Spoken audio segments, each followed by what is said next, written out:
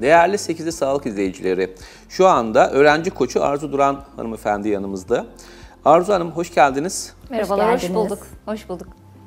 Evet efendim, eğitim ve öğrenci koçu nedir? Ne iş yapar? Biraz bahseder misiniz? Teşekkür ederim. Eğitim koçu öğrencinin başarı sürecinde onun her zaman yanında olan, neyi çalışması gerektiğini ve neyi ne kadar çalışması gerektiğini ama belki daha da önemlisi nasıl çalışması gerektiğini öğreten bir yardımcı bence.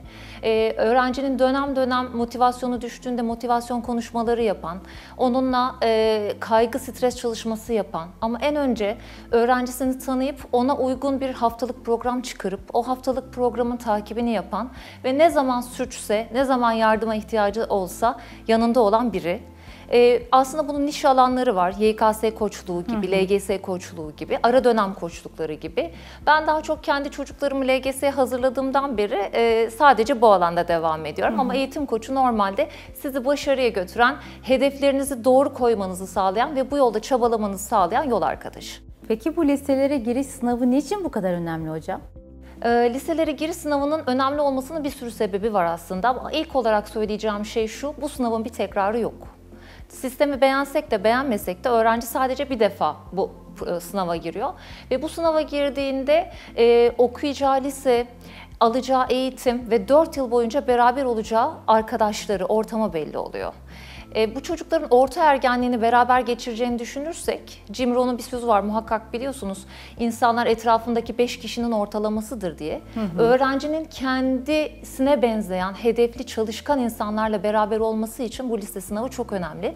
Biraz da bir klişe söyleyeyim. İyi bir lise, iyi bir üniversitenin kapısını açıyor. Kesinlikle. İyi bir üniversite, iyi bir meslek de iyi bir hayatın kapısını açıyor.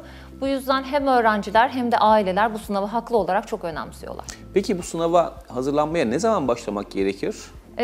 Sanırım bu soruya şöyle cevap vereceğim önce. 8'de başlamasınlar. Çünkü bu 8 sınavı evet kabul ediyorum. Müfredat olarak sadece 8 konuları çıkıyor ama uzun soluklu bir süreç. 13 yaşındaki çocukların bu uzun soluklu sürece hazırlanmasında inanın çok zorluklar yaşıyoruz biz eğer son seneye kalırsa hazırlanma.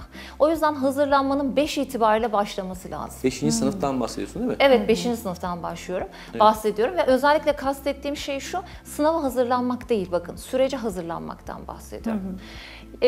Ve öğrenci 5. sınıfta başlayarak konuları öğrenirse, bizim sistemimiz şöyle ilerliyor, sistematik gidiyor. 6'nın konuları 5'e dayanıyor, 7'nin konuları 6'ya dayanıyor. Eğer arada bir boşluk olursa öğrenci çok ciddi sıkıntı yaşıyor. Ve onun yorulması demek, öğretmenlerinin yorulması demek, ailesinin yorulması demek. O yüzden ne kadar erken başlanırsa o kadar iyi. Peki bu sınavlara hazırlanırken nelere dikkat etmeli çocuklar?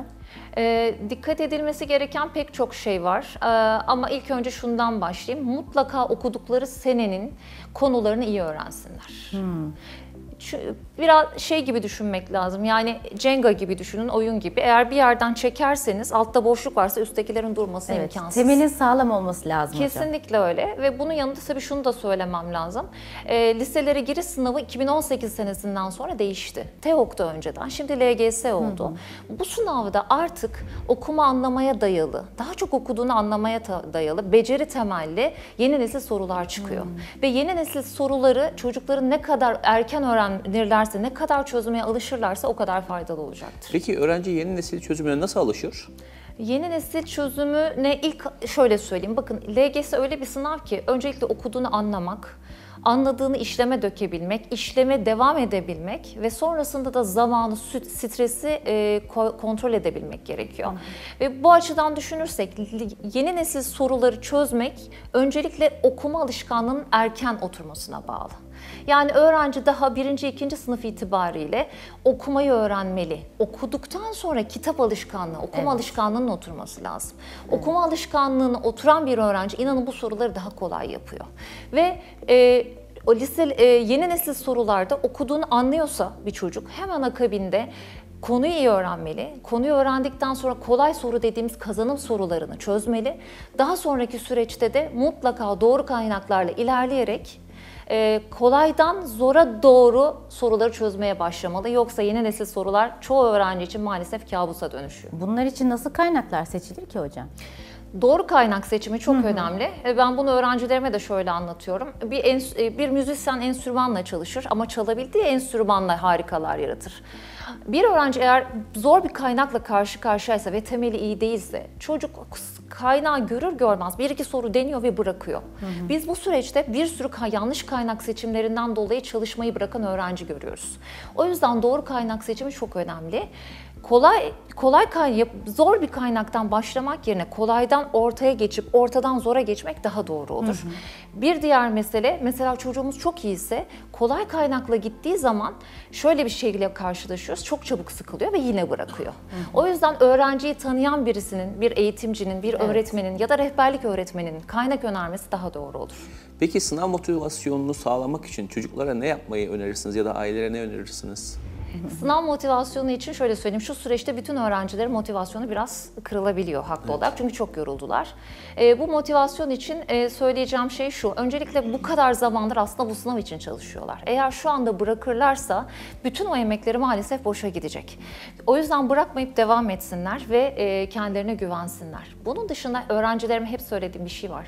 Hayatınız bir tane, siz de bir tanesiniz. Ve bu hayatın baş kahramanı, başrolü sizsiniz. Niçin bir figüran gibi davranıyorsunuz? Lütfen hayatınıza sahip çıkın, çalışın ve iyi yerlere gelin. Bunu söylüyorum. Beni izleyenler de bunu duysunlar ve mutlaka söyleyeceğim bir şey şu. Ne zaman yorulurlarsa ve sıkılırlarsa şunu düşünsünler. Ben bir sene sonra nerede olmak istiyorum? Ben nasıl bir lisede okumak istiyorum? Ben nasıl bir hayat istiyorum? Muhakkak motivasyonlarını artıracaktır. Aynen, doğru söylüyorsunuz gerçekten. Peki kaygılandıklarında sizler yanında oluyorsunuz. Bunu çok iyi anladık öğrencilerinizin.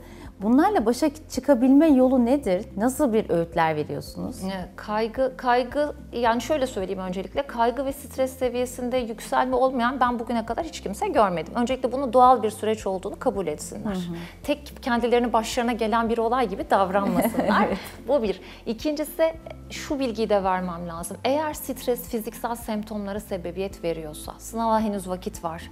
Mutlaka bir uzman doktordan yardım alsınlar. Örnek veriyorum, dayanılmaz karın ağrıları, mide bulantıları, kusmalar, anlamsız durdurulamayan ağlamalar gibi semptomlar varsa öncelikle bir doktorun görmesi gerektiğini söylemeliyim. Bir diğer mesele, eğer belli seviyede bir kaygı varsa yine bir klişe ama biraz kaygı faydalıdır. Bunu söyleyelim. Heyecanlı tutar. Heyecanlı tutar. Biraz klişe, evet böyle ama gerçek bu. Bir diğer meselemiz de şu, kaygı seviyeleri yükseldiğinde öncelikle kendilerini başkalarıyla kıyaslamaktan vazgeçsinler. Kendi hayatlarına baksınlar. Bir de sürece odaklanabilmek çok önemli. Yani insanların çoğu sonuç odaklı yaşıyor, öğrenciler de dahil. Ya olmazsa ya yapamazsam. Halbuki senin yapman gereken sonucu düşünmek değil, süreci halletmek. Sen çalış, sana düşeni yap, ondan sonra rahatla. Keşkelere sığınma, pişmanlıkların olmasın, yoluna devam et. Bunu söylüyorum mutlaka. Ve mutlaka dediğim şeylerden bir tanesi olumsuz seslere kulak tıkamak. Bu içlerinden gelebilir, annelerinden, babalarından gelebilir, arkadaşlarından gelebilir. Kapatın o sesleri diyorum. Kaldırın rafa ve biraz rahat olun. Devam edin çalışmaya diyorum. Ve yine önemli bir mesele, lütfen bol bol denemeye girsinler. Egzersiz yapsınlar, alıştırma yapsınlar. Bu süreci rahatlatan bir şey. Bir de şu duygu her zaman çok iyidir. Çalıştım, biliyorum, hazırım diyebilmek. Çok iyi bir şey çünkü o sizin kaygı seviyenizi muhakkak aşağıya çekiyor. Peki çocuklara sınava girecek ailelere önerileriniz, tavsiyeleriniz neler olur? Evet, bu çok iyi bir soru çünkü beni öğrencilerden çok anneleri ve babaları yoruyor. Aileler sağ olsunlar. Şimdi ailelere ilk söyleyeceğim şey şu olur. Siz o çocuğun annesisiniz ve babasısınız. Ebeveynliğiniz baki. Bu sınav geçici bir şey. Aranızdaki ilişkileri kopartacak kadar zedelemeyin lütfen. İlk söyleyeceğim bu. Aynen. İkincisi, çocuklarına karşı bazen yargılayıcı cümleler kuruyorlar ister istemez belki. Ebeveynlerin de beklentisi yüksek, onları da anlıyorum. Nasıl bir, yani buna bir örnek olarak yargılayıcı cümleden şöyle, kasıt nedir? sana bu kadar çok emek verdik, işte bak hala netlerin yükselmedi, özel hocalar tuttuk, şunları yaptık, hala yapmadın etmedin gibi şeylerle karşılaşıyoruz. Çocuğun zaten kaygısı çok yüksek. Bir de üzerine aileden böyle bir tutumla karşılaştığı zaman inanın bana yerinde duramıyor çocuk. O yüzden ebeveynlere ilk söyleyeceğim şey, lütfen kaygılarını onlar da kontrol etmeyi öğrensinler. Olumsuz cümleleri rafa kaldırsınlar. destek olsunlar, yanında olsunlar ama baskı kurmasınlar. Evet, nasıl güzel. Ebeveyn olduklarını unutmasınlar. Sürecin bir şekilde, yani evet tamam bu sınav önemli ama hayatın sonu değil. Hiçbir zaman sonu olmayacak. O yüzden çocuğunuzun yanında olun. Lütfen kıyaslamaları bırakın. Filancanın oğlu, filanca arkadaşın, kardeşin böyleydi gibi. Bu çocukları çok yoran bir şey. O yüzden ailelerimi çok iyi anlıyorum ama mümkün olduğunca çocuklarının yanında olsunlar. Destek olsunlar, kıyasları bıraksınlar, negatif cümleler kurmasınlar. Sessiz sakin yürüyüşler, sıkı sıkı sarılmalar, bazen hiçbir şey söylemeden içilen bir kahve, bir dokunuş bile annelik, babalığın hakkını vermek demek. O yüzden şu süreçte, sınav sürecinde yardımcı olacakları en önemli mesele yanlarında olmak diye düşünüyorum. Peki sınav günü heyecanı en önemli konulardan bir tanesi bu. Şimdi öğrenci çok güzel çalışmış, aile de inanmış, öğrenciye de inanıyorsunuz ama o öğrenci bir şekilde heyecan ya da başka bir sebeple bu sınavı kaybedebiliyor. Buradaki en büyük sıkıntı aslında değil mi bu olsa gerek. Çok emek vermiş, çok uğraşmış, çalışmış, çabalamış. Yani çocuk elinden gelen her şeyi yapmış ama sınav günü heyecanı. Yani o sınav günü heyecanıyla nasıl baş edebilirler? Öncelikle şunu söyleyeyim, aslında biraz önce de şöyle değinmiştim hocam buna. Ne kadar çok denemeye girerlerse, ne kadar çok egzersiz yaparlarsa o sınava o kadar rahat giriyorlar. Çünkü diyor ben zaten konuları biliyorum, yeter artık. İnanın bana, benim kendi kızlarım da, öğrencilerim de, iyi çalışanların hepsi şunu söyledi. Yeter artık bitsin de kurtulalım.